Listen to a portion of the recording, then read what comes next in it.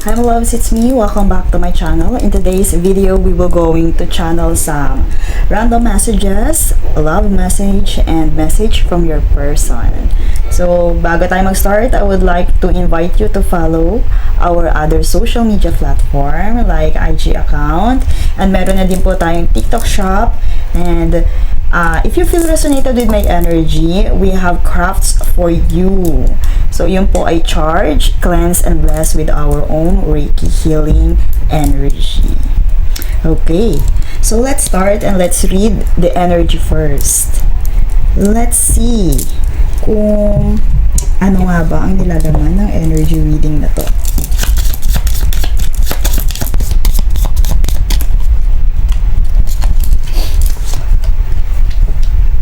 The Knight. The Knight. The clouds, oh, and the fish.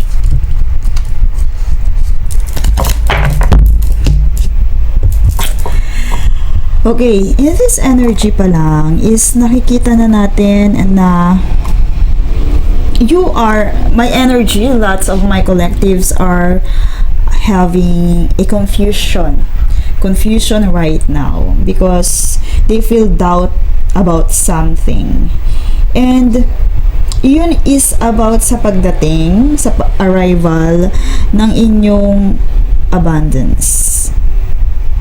Okay, and since na this is energy, love energy reading, confusion,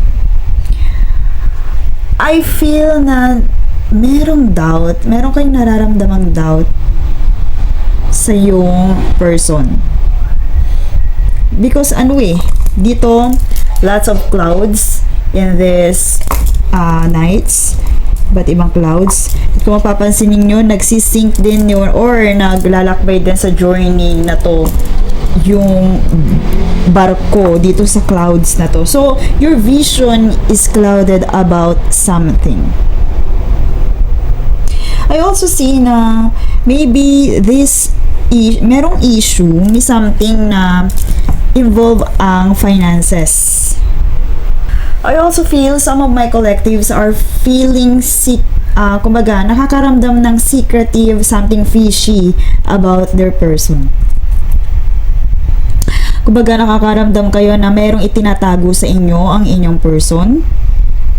I really feel that. Kasi, kumbaga, meron kang nararamdaman Nako-confuse ka sa yung person. And, okay. I also feel na may doubt ka sa yung person na siya ay magiging successful. Yes. You heard it right, my loves. You are doubting your person na siya ay magiging successful or sabihin natin magkakaroon ng magandang opportunity. Kumbaga, yun yung nararamdaman yun sa yung person kasi it involves wealth and finances, yung issues na to, yung secrets na to. And sabihin natin yung doubt. Nako-confuse ka kung yung person mo is kaya ba na, kumbaga, makakita ng mga opportunities? Kaya bang ma-achieve or ma-attain yung goals ninyo or yung sabihin na natin financial abundance na minamanifest ninyo? Kasi andito yung arrival. Some of my collectives din is nakakaramdam ng sabihin natin naiinip na about sa success ninyo, about sa success ng inyong person.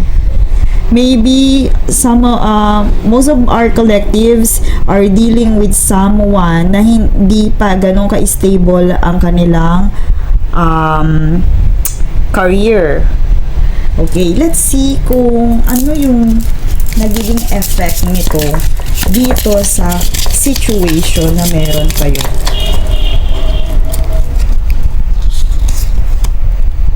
Heart with a key. Meeting. Oh. Sabotage. Rebuilding. and stab. Oh, dalawa. Okay. My collectives, ito lang ha. Ang focus ng energy nito is about financial issue.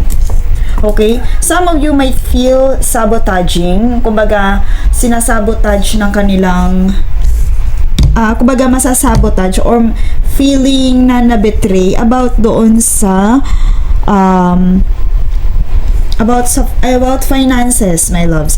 So, may tendency na eto ha, kung wala pa ito, may tendency na you and your person ay makaranas ng something na about money issue or money matter.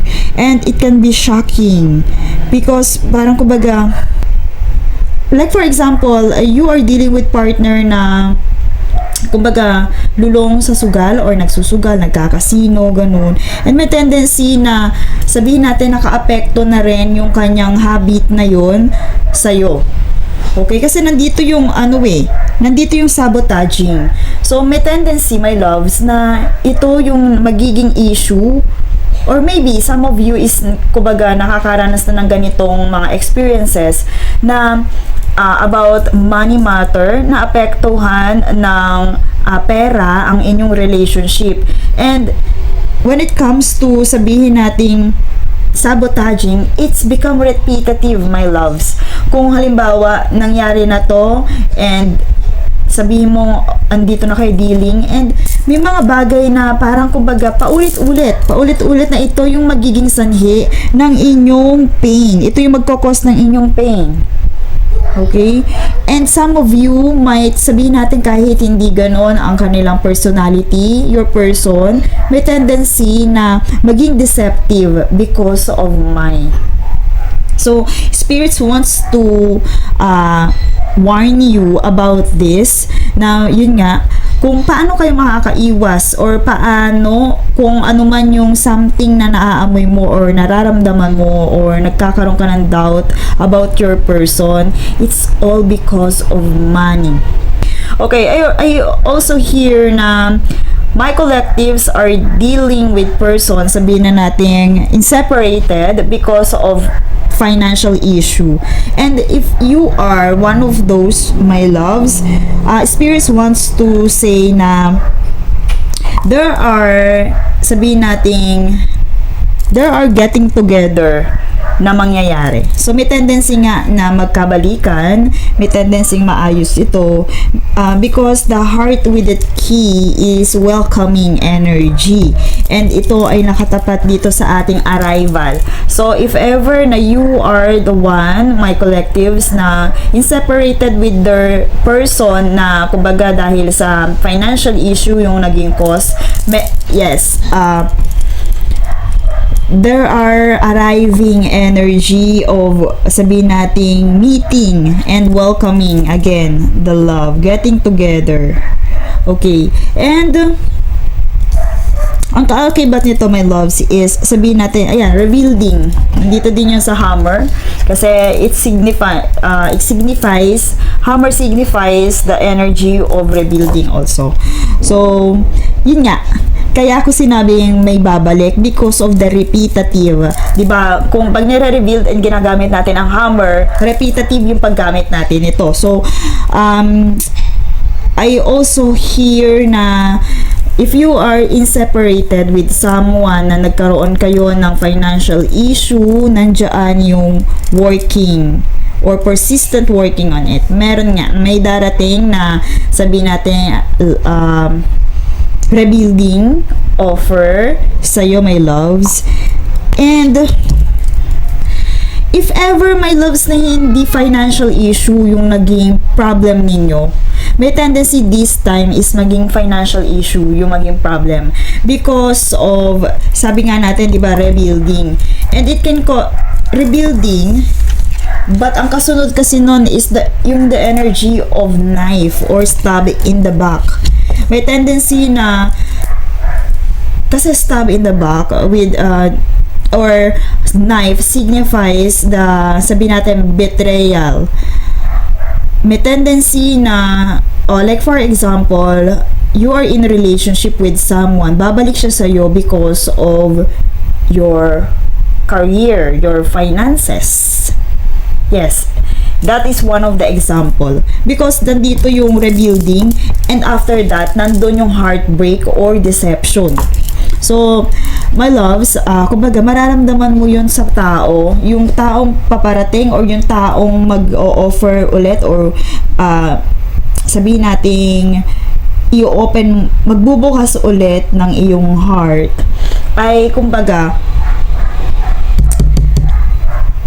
kasi tingnan nyo yung energy. Kumbaga, dito kasi, may babalik, may magre-rebuild ng kanilang relationship, and also, at the same time, may makakaramdam ng pain and deception. I also hear na someone is, sabihin natin, mayroon ngang love offer, may rebuilding na mangyayari. Rebuilding kasi, this is not new. Kung hindi hammer yung kasunod nito, my loves, pwede nating sabihin na new one, or meeting the one. But, kumbaga nakapag-open ng heart niyo. But dito kasi repetitive and rebuilding yung kasunod. So, may tendency naging part nga ito ng life ninyo. But spirits want to warn you, to protect you, na maging, sabihin natin, mindful when it comes to this. Kumbaga, ayoko din kasing i-advise na 100% yung trust when it comes to your love. Pero ayoko din naman na when you, kasi pag hindi mo pinagkakatiwalaan yung someone, di ba? Parang hindi genuine yung relationship. But the spirits want to yun na hindi ka mag-give all. Yung kumbaga hindi mo ibigay lahat ng tiwala. Kasi mararamdaman mo yun sa tao. And ikaw din mismo mako-confuse ka at magkakaroon ka din ng doubt. So, the spirits wants to guide you about this situation na may tendency ngang maging shocking attack. Okay, I also hear na some of you are, sabihin natin, magkakaroon ng balikan kasi nandito na nga yung rebuilding, but it might cost, sabihin natin, pain and heartbreak. Some of you may tendency din na yun nga, babalikan because of their finances. May kailangan sa inyo, may kailangan sa wealth ninyo, may kailangan sa inyo. And it might be a shocking attack. May tendency din na part yun ng kanyang pagbe-betray. Baka itong taong to ay nasaktan, or yung taong to is maging mindful kung gagamitin ka, or sabihin natin kaya bumalik is para sa mag-cause ulit sa'yo ng pain. Okay, let's pull another supporting card for this. So, if ever, my loves, na you are not dealing with this situation, or sabihin natin you are in relationship, spirits want to guide you with this na, kumbaga, maging mindful kung ano man ang doubt na nararamdaman mo sa iyong person, kung ano man yung secrets na parang, kumbaga, itinatago sa iyong person mo, that, kumbaga, yun ay may money involved or money issue na involved, kaya nagkakaganyan yung iyong person. Okay? Some of you, sabihin natin, affected. Ito yung naka-affect, gaya ng sinabi ko sa inyo, yung naka-apekto sa situation ninyo is pera. Okay. So, walking away, letting go. Unfulfilled from current situation. New outlook and new option. Retreat. Time to snap out of it. Dreamer. Okay, my loves. If you are dealing with this person na, sige, sabihin na natin nandyan, pwedeng makipag-ayos itong person na to, but this is the message from the spirits na you have to let go, you have to search the truth. Kumbaga, dito kasi merong secrets, may confusion, hindi ka dapat mag-stop doon. Kung ano ang nakikita mo sa yung person, kung kabagi sabihin natin abusive na siya when it comes to give and take relationship, it's time for you to move on and to abandon this kind of situation. Because you have to search for the truth. Kailangan mong malaman and kailangan mo matanggap ang katotohanan. There are unfulfilled from this current situation. I feel the heartbreak again because of sabihin na nating this it might affect you emotionally, my loves, pero it's time for you to let it go. Hindi mo kailangang, sabihin na natin, hindi mo na kailangang patuloyin pa yung ganitong klase ng energy. If ever na hindi mo pa siya ina-accept totally, the spirits wants you to know na you have to retreat. You have to accept this with Four of Cups in reverse. So, kailangan mo nang i-accept ito. It's time for a new option, my loves. Maybe this reading is a sign kung ikaw man ay nag-iintay ng sign na kung i-give up na ba yung taong to. Kasi dito, clarity, searching for the truth, yun ang sagot, my loves. About these clouds, the clouds of confusion and doubt. Kung meron kang doubt sa taong yan, ito na yung sagot. You have, sabihin natin, to have clear vision. You have to look a new outlook and new option. You have to retreat from this situation. And with the Page of Cups, I also see kasi kumbaga siguro hindi mo pa matanggap, parang kumbaga na sa lahat naman ng pagsubok sa isang relationship ay hinahanapan pa rin ang solution. You become idealistic with this, and sabihin natin parang siguro ina-accept mo lang to na parang nature or natural lang nature na to ng relationship ninyo. You become head in the clouds na kumbaga nakikita mo yung possibilities na maaayos pa to. But my loves, spirits wants you to know na you deserve, sabihin natin, love. You deserve sabihin natin, you deserve more. You deserve more happiness. If you are not happy with this with this kind of relationship or situationship, choose happiness. Okay? Just choose happiness, my loves. Kasi, kumbaga, baka nabubulagan ka doon sa mga idealistic relationship na halos lahat na lang ay tinatanggap mo. Lalo na, when it comes to this, sabihin natin na kaya ka minamahal ng taong to because doon sa material thing na meron ka. Hanggang kailan mo yung tatanggapin, my loves? Okay? Hanggang kailan? Kasi involved dito ang finances. Okay? Let's see. Okay, let's see the angel messages, angel advice for this situation. Okay.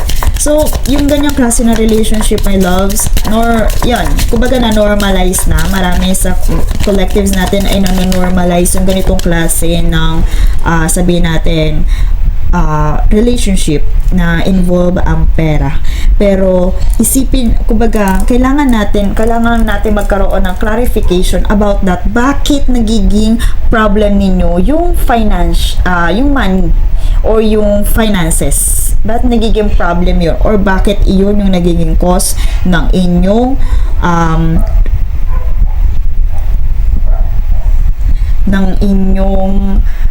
situation or relationship? And I also see na sabihin natin na-normalize nyo na yun sa inyong relationship, but my loves, yung kasing issue na to is mapanakit na siya. Okay? Mapanakit na yung issue na to. and it causes you lots of, sabihin natin, betrayal and deception. Meron ng panloloko, may panggagamit na nagaganap eh. So, let's see the angel messages about this. Okay, compromise. Okay, compromise, my love. You had to compromise. If ever na sabihin natin, kailangan mong tansyahin ng mga bagay-bagay. Wag, kagaya nga na sinabi ko kanina, the give and take. Kailangan mong balansihin. Kailangan mong sabihin na natin, tingnan bawat, kasi kailangan mo ng clarity eh. So, kailangan mo tingnan ang bawat side. Okay, yun nga ang kailangan mo find out, bakit nagiging involved yung pera sa inyong relationship, and you have to compromise. Kung sabihin natin na balanse, kung yung person mo, sabihin natin na lumapit sa'yo or bumabalik sa'yo not because of your finances, pwede yun. But my loves, yun nga, kung puro ikaw yung give ng give, you have to search, you have to choose happiness. You have to accept the truth na maaaring, kumbaga, ikaw na yung too much na nagbigay. Materially, emotionally, and sabihin na natin, nandun na rin yung care, physically, and time, my loves. You have to compromise. You have to take balance in this situation, na hindi puro ikaw lang ang mag-give. Kailangan maipakita din niya na kaya niyang tapatan kung ano yung kaya mong ibigay sa kanya. Okay, let's see the message from your person. Tingnan natin kung ano ba yung sa side niya. At bakit? Ano nga ba yung pwede mong asahan sa kanya? Ano yung message na hindi niya masabi-sabi sa'yo?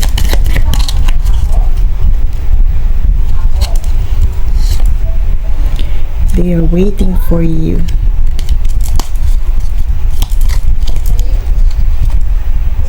The wand.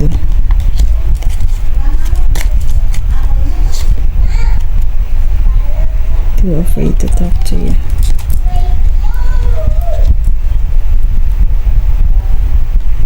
Okay. So, kagaya ng sinabi ko kanina, your person may be hindi stable nga. Hindi stable ang kanyang career, my loves.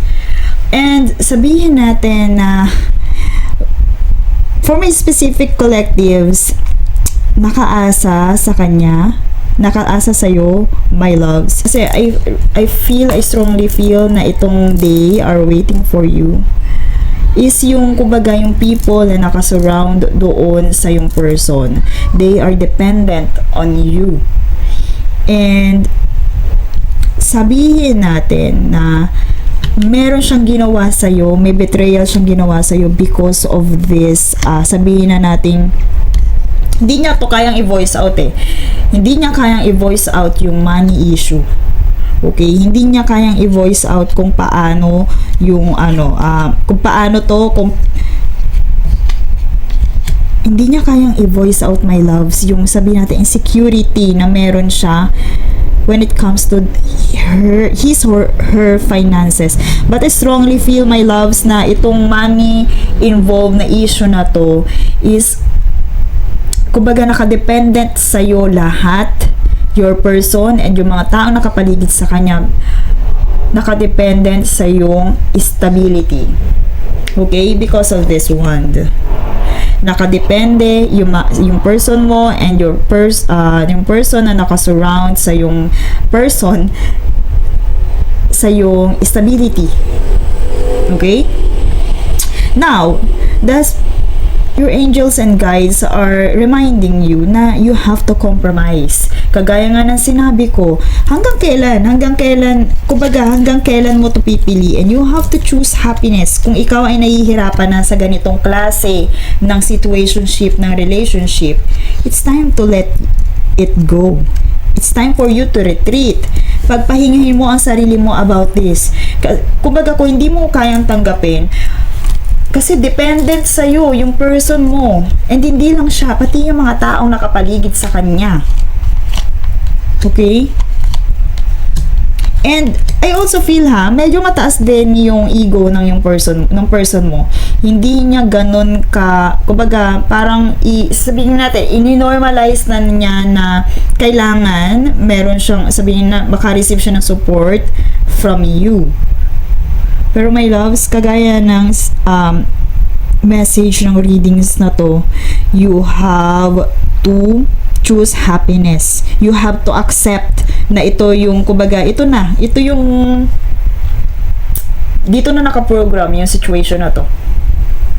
And ikaw, my loves, isipin mo kung deserve mo ba yung mga ganitong bagay. You have to make a new option. Spirits wants you to know na kailangan mo nang tanggapin. Kailangan mo tanggapin, my loves. A new option. Meron ka pang mga option. New outlook. Okay? Naguguluhan ka, it's time for you to abandon this because ito na napanghawakan mo, my loves, the 8 of Cups. Babalik to, my loves, pero nasa sayo yun. Okay, let's pull our last card for this. Kasi, kumbaga, medyo mataas din ang sabihin natin medyo mataas pa rin yung ego ng iyong person at hindi niya to gustong sabihin natin kung halimbawa magdademand ka na ayusin yung issue about this, parang hindi siya ready about that. They are afraid to talk about that. Okay? Parang kumbaga maybe yung settings ng relationship ninyo is ganun, pero hindi nyo to na pag-uusapan or nabibigyang pansin gaano. Yung, kumbaga, naging normal lang. Yung parang normal sa inyong relationship na mag-give kung sino ang meron. Ganun. Okay. It is important right now to take a step back and spend some time alone. Instead of placing your focus on another, now is the time to give to yourself. Diba? Kagaya ng sabi ko, baka nga give ka ng give, my loves. Our cards are really, and sabihin natin, very synchronistic. It's time for you to compromise. Kumbaga, hindi ka madamot, my loves. Too much na yung ibinigay mo. And kagaya ng sinabi ko with this hammer, it becomes repetitive. This rebuilding becomes repetitive. And this deception and pain also become repetitive. In other words, this situation causing you lots of pain, and the more na pinapabalik mo to sa yung life is very repetitive din ang mangyayari. Okay, my loves, and that's all for this reading. I am sending you lots of love and light. See you in my next one.